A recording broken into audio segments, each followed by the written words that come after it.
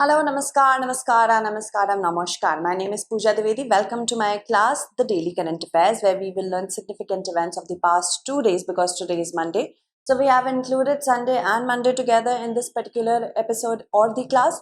And you will learn how to tackle preliminary question along with knowledge base and conceptual clarity. Before I begin, I would like to inform you that please do not make notes in this class because I provide the notes in the form of the current PDF that I'm using on my Telegram channel. Other than this, if you want to be a part of my Instagram channel, you can also connect with me there. I will solve all your doubts and queries regarding UPSC. Now, these are the many events that we have to cover today. I asked a question with respect to Archaeological Survey of India, which has been in the news because of the Gyanvapi issue, and many of you have answered it correctly. It was a trick question, so make sure that you understood the question well, then only you answered. Other than this, we have other important events to cover. The P2I batches for the morning one, we are launching it from 11th of August. We have few days left. Because we have few days left, I request you to take admission in this as soon as possible. We have batches in Hindi, English and English. And if you want to become a part of it, you have to apply the code PD Live to get it at 29,999 only. Why? Because we are going to provide you many things here: prelims test series, mains test series, daily answer writing practice. Other than this, current affairs module and a specific mains residential program for those students who are going to qualify prelims 2024. You will be called to the StudyIQ campus for 4 months. You will prepare there for mains examination. After that, we have the arduous preparation for interviews as well. So this is just available at 70,000, but if you use the code PD Live, you will get it at 29,999 only. The classes will be in live fashion. That means you will be able to interact with the teachers. Moving on, the Archaeological Survey of India was centralized under Lord Curzon, Lord William Bentinck, Lord Dufferin or Lord Hastings. See, what is the trick over here? I am not asking you about establishment. The Archaeological Survey of India is a pre-independence body. It was established in the year 1861 and back then the Viceroy was Lord Canning. And I am here asking you about the centralization.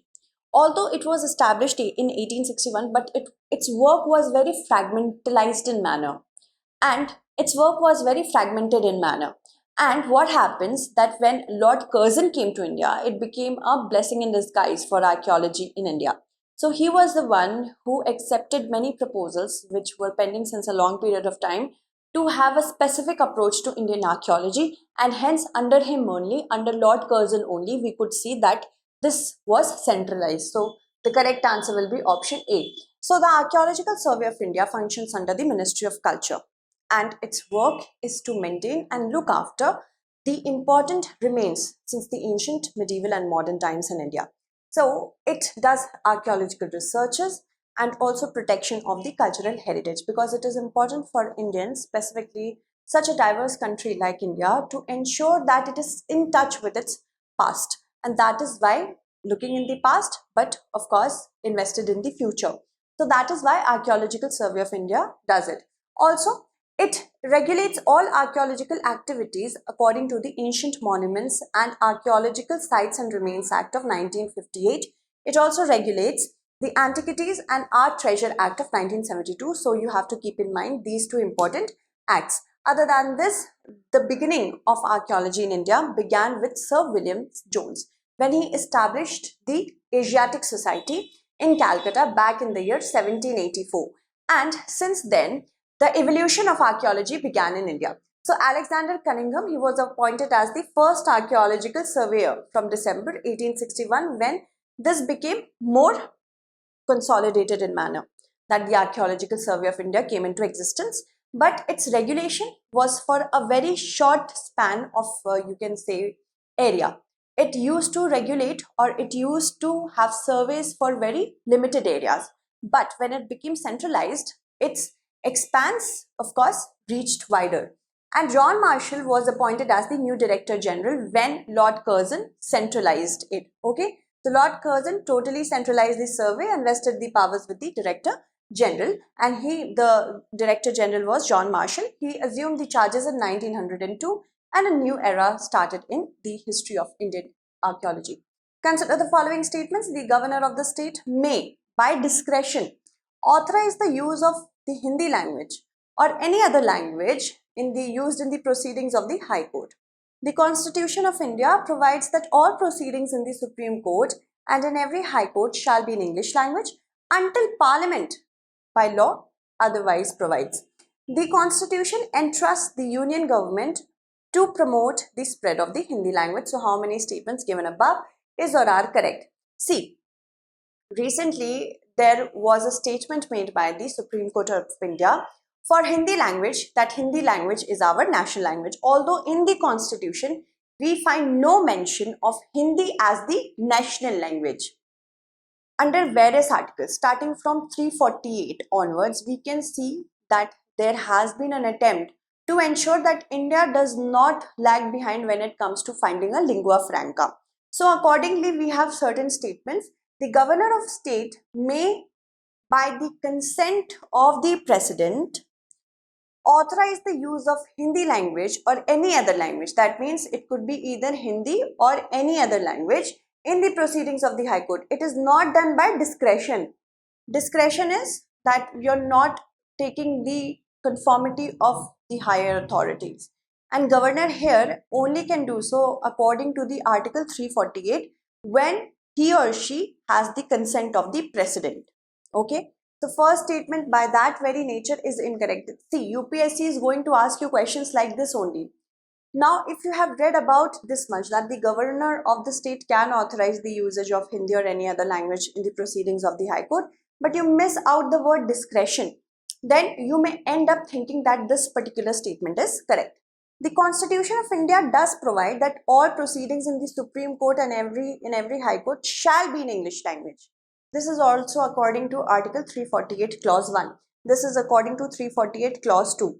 And until the Parliament by law otherwise provides. That means if the Parliament makes any sort of law regarding the proceedings to be taken up in any other language other than English, then it can be done. But who has the power? The Parliament has the power. It can also be said in the UPSC prelims question that the Supreme Court has the powers. No. Supreme Court cannot decide for itself that which language it wants to use, because either it is the Constitution that has provided us that or the Parliament can do it by law. So first is incorrect, second is definitely correct. The Constitution, according to Article 351, says that the Union government has to promote the spread of Hindi language. That means it is a constitutional duty that the Union government has, according to Article 351, that they have to ensure Hindi language's use should be done. But it should not be done in a manner that seems like imposition.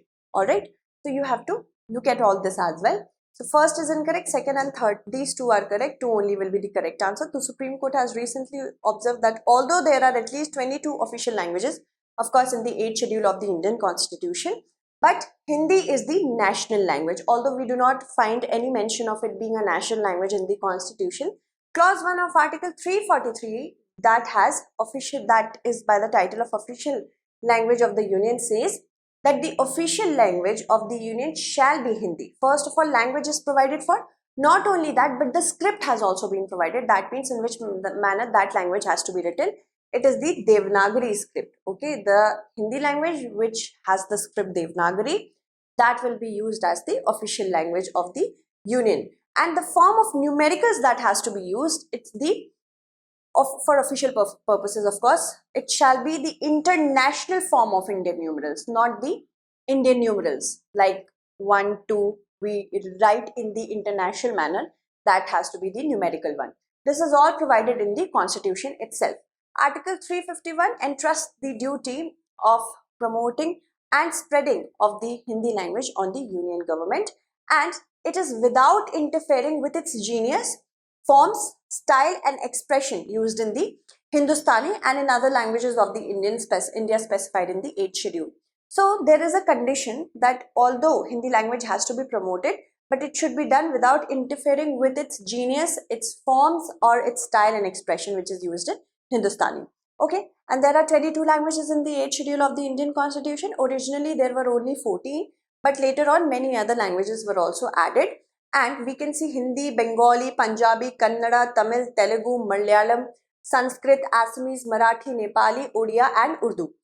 And in originally we had 14 languages, but later on Bodo, Dogri, Maithili, Santhali, these all were also added in the year 2004. Okay, these were added in the year 2004. English by surprise finds no mention in the 8th schedule, but it is one of the 99 non-scheduled languages of India. And according to Article 348 Clause 1, all proceedings in the Supreme Court and in every High Court, it shall be in English language. This is provided in the Constitution until Parliament by law otherwise provides. So the power to modify the language of use rests with the Parliament. Article 348 Clause 2, I have already told you about the governor's powers when it comes to having a say in the use of Hindi language or any other language in the proceedings of the High Court, but it should be with the previous consent of the President. Okay. Consider the following statements. Statement 1 says, in inbred populations of cheetahs, that means the population which grows by inbreeding. Inbreeding means by family or clan. If they are breeding with the members of their own family, that is inbreeding. So inbreeding population of cheetahs, skin grafts are easily accepted by individuals unrelated to the donor. What is skin grafting? That means if I remove a piece of skin surgically from a cheetah and I stitch it onto another cheetah, that is skin grafting. And the statement 1 is saying that in inbred population, that means in cheetahs of the same family, skin grafting is easily accepted. Present day cheetah populations have relatively low genetic variability which can be found out by skin grafting. So these two are the statements that have been given and we have to choose the correct answer using the codes. Current cheetah population has a low genetic diversity. Why? Because of the low population, and when there is low population, there are high chances of inbreeding. There are certain indicators through which we can find that genetic diversity exists or not. So skin grafting is one of the indicators. I have already told you what skin grafting is. And in present day cheetah population, if we have to find that out, we are finding that when a skin is taken out surgically from one cheetah and pasted or stitched onto another cheetah, if that skin is accepted by that particular cheetah, by the receiver from the donor, then we can say that they have inbreeding or they are members of the same family, they have inbred. Because of this, we can find out that there is low genetic diversity. If the skin is accepted, that means inbreeding is there, and that means there is low genetic diversity. If the skin, the receiver says the skin, I am not going to accept it, then we can say that there is genetic difference between these two and there is low, high genetic diversity. So in the current population of cheetahs, from this skin grafting indicator, we have found out that genetic diversity is very low, and as compared to other felines, other big cats, we are seeing that in cheetahs, genetic diversity is very much low. So that is why it becomes really impossible to, I wouldn't call it impossible, but difficult to sustain a cheetah population. That is why we are registering so many deaths in India in the Kuno National Park.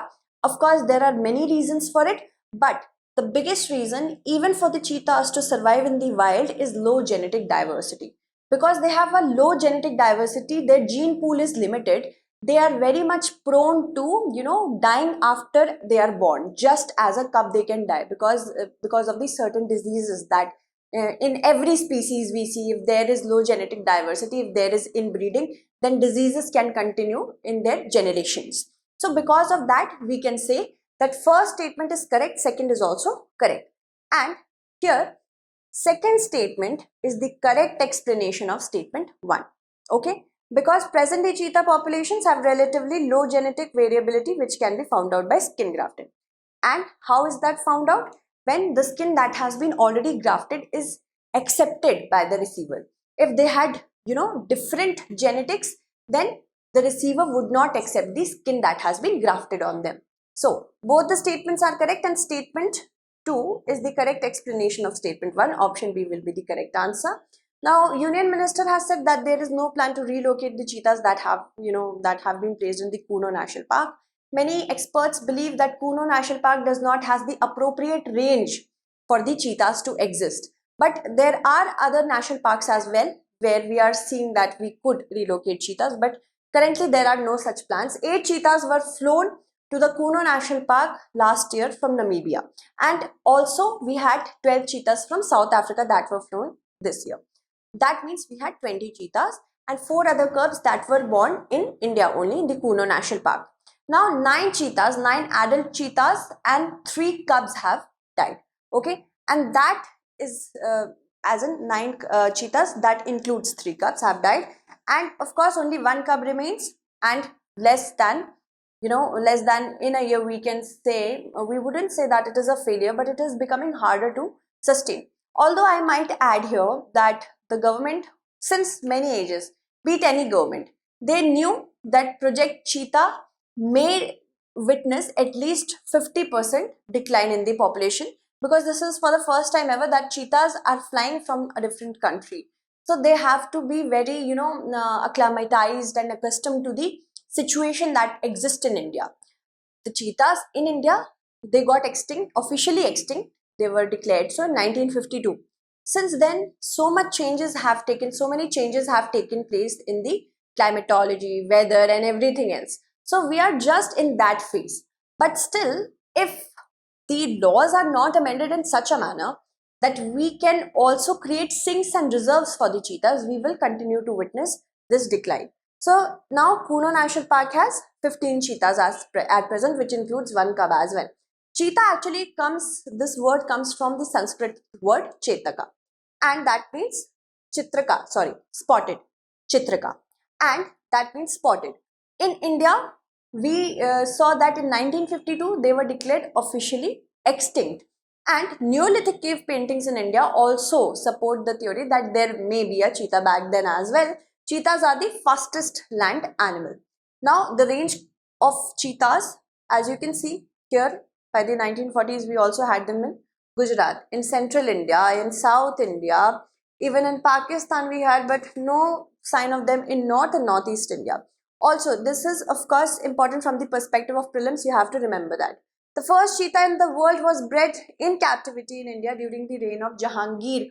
You have to remember this because this could be asked. Other thing is that cheetahs are very shy in nature, so it becomes really hard for humans to breed them in captivity. Also, they are very docile. That means they can easily be tamed. If you are going to, get a cheetah for yourself, please do not do that. But still, by example, hypothetically, and if you train them since the very beginning, since the age of the cubs, then they will just behave like dogs or cats. They can also meet your relatives and your guests, whoever visits you. So cheetahs are very docile in nature. And then because of this particular nature, it became very easy to tame them and take them out for huntings when kings used to go for huntings of antelopes and deers and all that. So they used to accompany them. So this has also been a very big reason. Their nature by itself has become the very big reason for their extinction. Also, by 1947, the last 3 cheetahs living in the country were killed by whom? Maharaja Ramanujan Dev Singh of Korea state, which is of course now in Chhattisgarh. So we can say that human habitation loss, the nature of the cheetahs themselves, and the low genetic diversity that they have are few reasons where we can from which we can say that cheetahs became extinct. These are the factors why cheetahs became extinct in India. Now, present day cheetah population, they have relatively low genetic variability. This can be found out by performing a skin graft. I have already told you about that. And this occurs among cheetahs, suggesting that they have lost some genetic diversity when the donor skin is accepted by the receiver. Okay. In inbred population, skin grafts are easily accepted by individuals unrelated to the donor, unrelated as well as related. Both cases can happen. But because of the low genetic diversity, it feels like inbred population has taken place since a long period of time. That is why they have some genes of similarity in different unrelated. Like if you can see, we have this family of cheetah and this family of cheetah. Their grandparents and great grandparents may have inbred, but right now they may not be related, but still they have genetic similarity. That is why they are accepting, right? So this is what this particular statement wants to say. Now, asymmetrical skull. This is another indicator that inbreeding or low genetic diversity is there. How? When you see, when you visit the museums, you will see that the skulls of cheetahs are not very symmetric in nature. And this is another indicator where we can say that there is low genetic diversity, or because of inbreeding only asymmetrical skulls appear. So that is why we can say that there is low genetic diversity. Consider the following statements with respect to the moon. The moon is tidally locked with Earth, which means that it doesn't spin on its axis exactly while it orbits our planet. Then the tilt of the moon's orbit prevents us from having monthly solar and lunar eclipses. So what do we have to see? Which of the statements given above is or are correct? What is meant by tidally locked? See, when the moon is tidally locked, what happens? That when it rotates around the earth, it spins exactly once when it rotates. And this makes it impossible for anybody on the earth to look at both sides of the moon. That is why one particular area of the moon remains hidden all the time, because it is not rotating while it is orbiting the earth. It is rotating exactly once, and when that happens, the dark side of moon, even then, so it does not appear from the earth. So a part of the moon is always hidden. This part, as you can see, as the circle of illumination, here it is the circle of illumination, which is dividing the earth into the day and night. And this is the part of the moon which is receiving sunlight, and this is the part of the moon which is not receiving sunlight. Here it is night, and because of the moon receiving the sunlight, we are seeing that it is illuminated or shining for us to see. And here, when this particular earth rotates on its own axis, this doesn't, and it will rotate only once. That means a particular side of the moon will remain hidden from the earth if anyone watches. So this is what the circle of illumination tells us about, and this is what tidally locked or you can say synchronous orbit of the moon tells us about. It will rotate exactly once on its axis while it orbits the earth. So this is what it is known as tidally locked. Second is that because of the inclination of the moon's orbit from the earth's plane is making a 5-degree axis, and because of that, what happens? That it may occur above the sun or below the sun. Alright, and because of this only, because it is not lying in a straight line, the moon is not lying in a straight line, then we can see it is not creating any sort of eclipse. If they will lie on the same plane, it will create eclipse, solar eclipse more so often.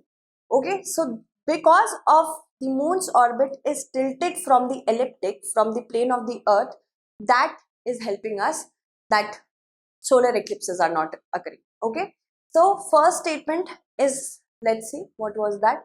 First statement, moon is tidally locked with earth, which means that it doesn't spin. No, it does spin exactly once while it orbits the planet earth. So first statement is incorrect. The tilt of the moon's orbit prevents us from having monthly solar and lunar eclipse. If it wouldn't have been so, then we could see monthly lunar as well as solar eclipse, both would occur, and this wouldn't be a very good thing. So first is incorrect, second is correct, 2 only will be the correct answer, because Chandrayaan-3 is making its descent onto the lunar surface. By orbit we are going closer to the moon. We are not making a direct journey. Like we upgraded the orbit from the earth, and now we are descending the orbit of the Chandrayaan. So in that fashion only we can say that this question has been asked. The moon travels around our planet once every 27.322 days in an elliptical orbit, which is an elongated circle. That means it is like this, okay? And it is tidally locked with the earth. It spins on its axis exactly once each time it orbits our planet. So that makes, if it is doing it each time, that makes one side to remain hidden. And this is known as synchronous rotation. I have already explained it to you through this. The moon's orbit is tilted about 5 degrees compared to the plane of the earth and the sun, and this prevents us from having monthly lunar and solar eclipse. Moving on. I've already told you this as well. Consider the following statements. The entire project is being funded by Universal Service Obligation Fund. In the pilot, BharatNet registered an average speed of 175 GB per household per month. It is a center-state collaborative project, so we have to see how many statements with respect to BharatNet is or are correct. Now, BharatNet is an ambitious project which wants to have digital penetration through the last mile of the country.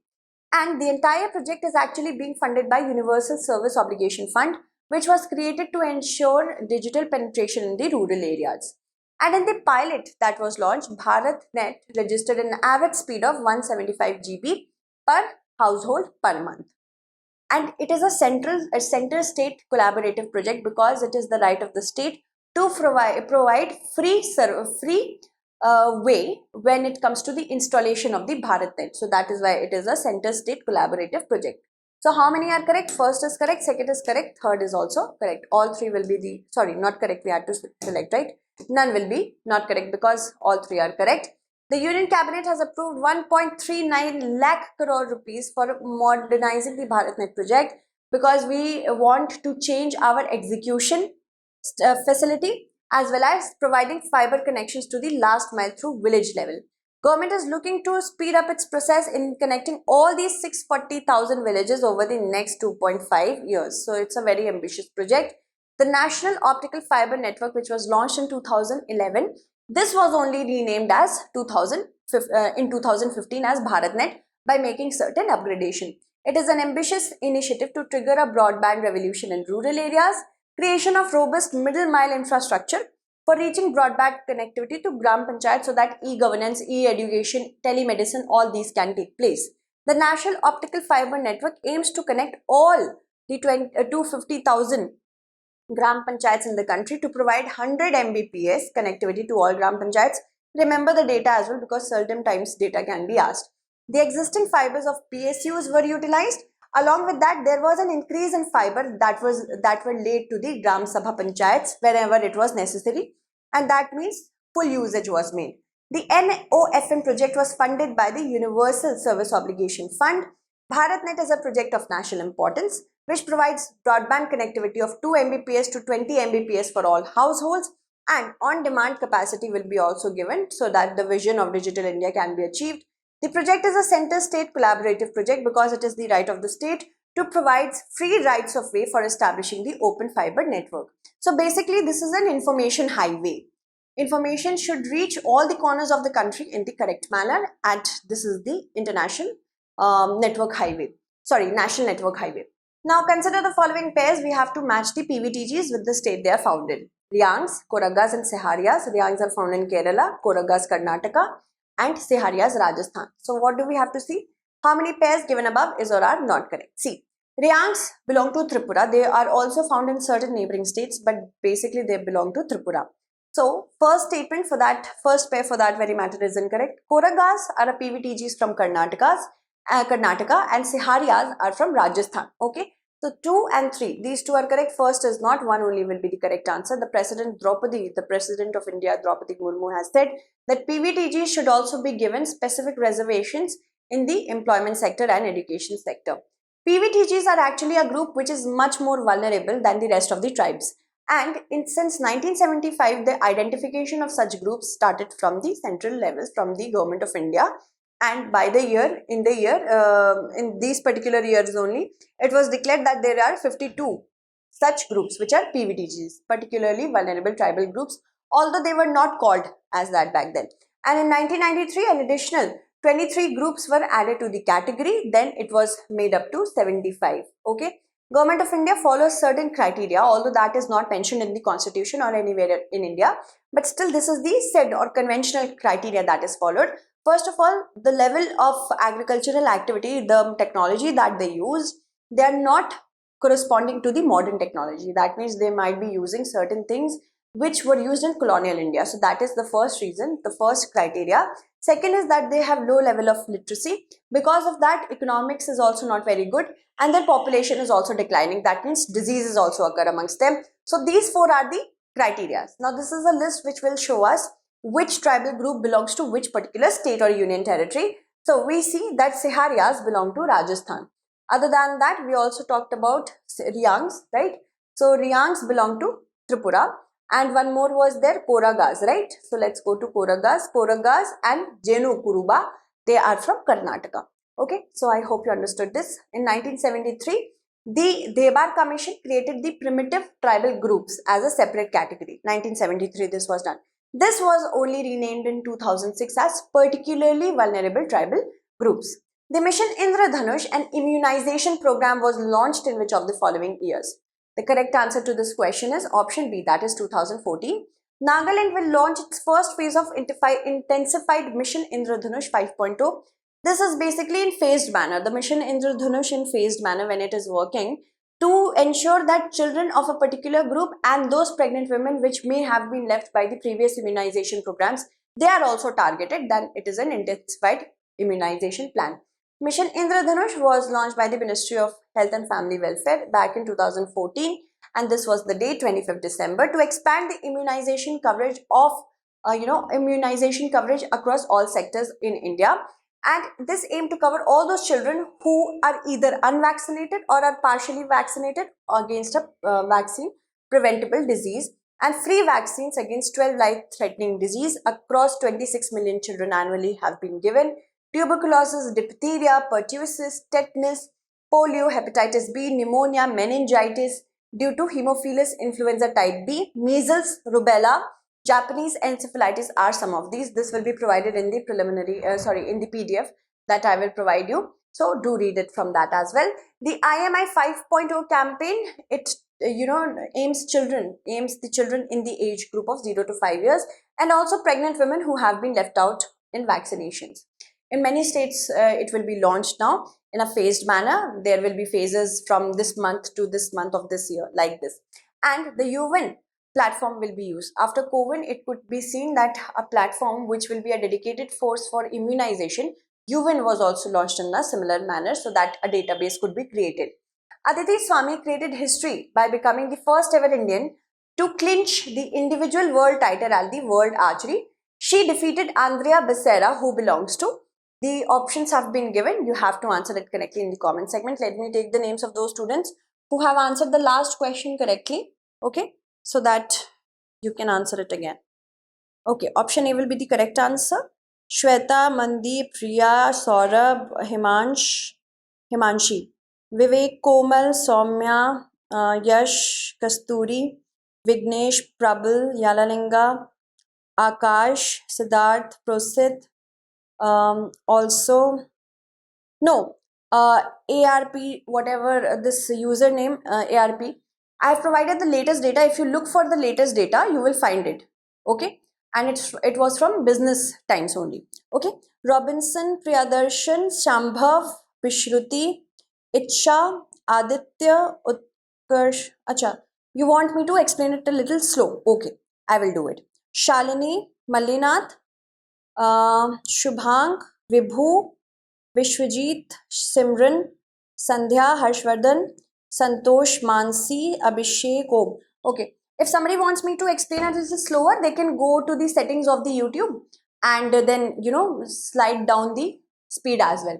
Because this is the natural speed that I find. And I think it is okay with most of you. So whenever you find some things like that, I will make it slower. But if you want it even more slower, then you can also slide down the speed limit. Okay. So I will try to make it understandable for each and everyone. So that is it for today. Thank you so much for watching. Stay updated.